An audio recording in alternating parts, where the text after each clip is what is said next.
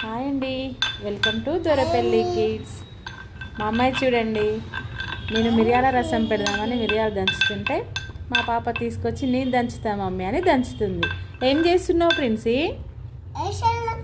ఏం చేయట్లే. నువ్వేం దంచుతున్నావు? చిన్నగా చిన్నగా ఎడం చేతితో దంచుతున్నావు ఎందుకు? అన్నయ్య కంటిస్తావా ఒకసారి?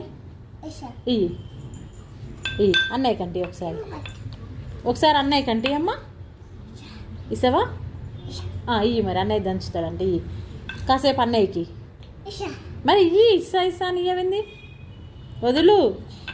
ఇయ్యి అన్నయ్యకి ఇస్తావా?